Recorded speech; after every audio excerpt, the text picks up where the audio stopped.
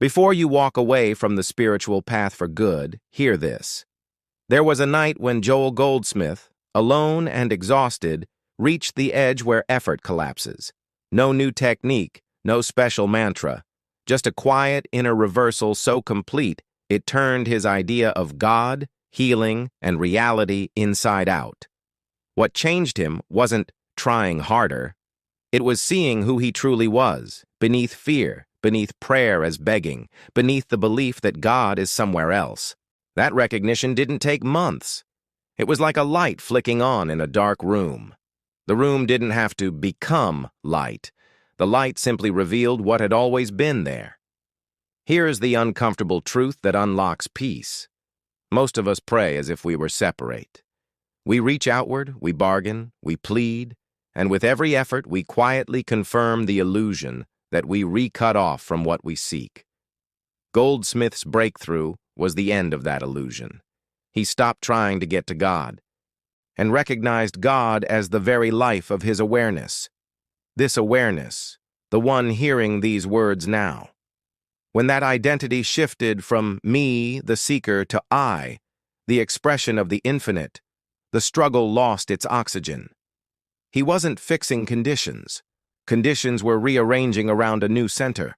Let's slow this down. Imagine you've been trying to move the ocean with a bucket. You scoop and the shore looks the same. Then someone shows you the tide. The tides move the ocean, not the bucket. Spiritual effort is the bucket. Recognition is the tide. Goldsmith realized that every affirmation he had used to try to reach God was quietly announcing, "I'm not there yet." When he dropped the reaching and rested as the very presence that was reaching, the distance vanished. He wasn't becoming spiritual. He was noticing he had never been anything else. From that point, his work became startlingly simple. Return again and again to the fact of identity. Not I, a person, trying to contact spirit, but I, awareness, am spirit expressing. This is not self-inflation, it's self-emptying. The personal sense quiets, and what remains is clarity, ease, and a kind of quiet authority that needs no drama to be real. When consciousness stands in what is true, life reflects it with an almost mathematical precision.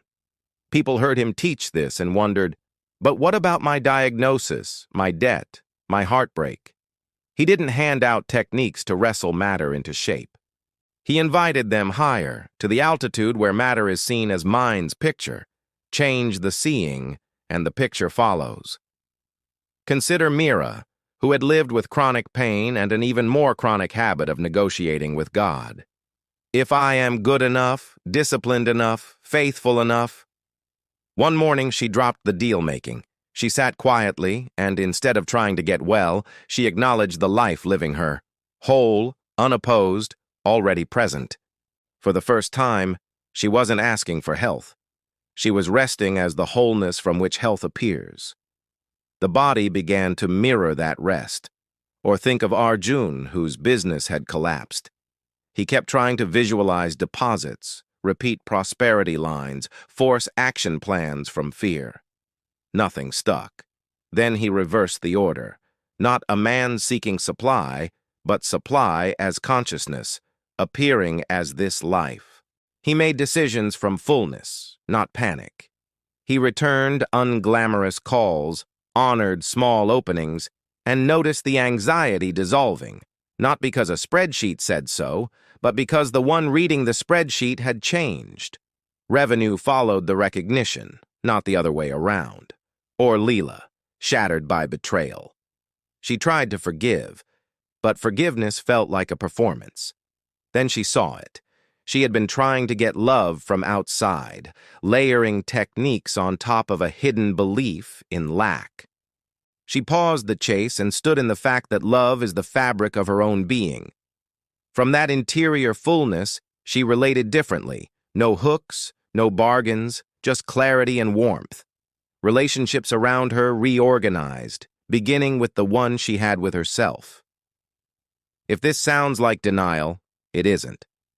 It's precision. Denial stares at a storm and says, There's no storm. Recognition sees the weather and understands. The sky that holds it is not threatened. From sky awareness, the right action is obvious. Close the windows, cancel the picnic, or wait it out. But fear is no longer the decision maker. This is what Goldsmith meant by dying daily to the personal sense.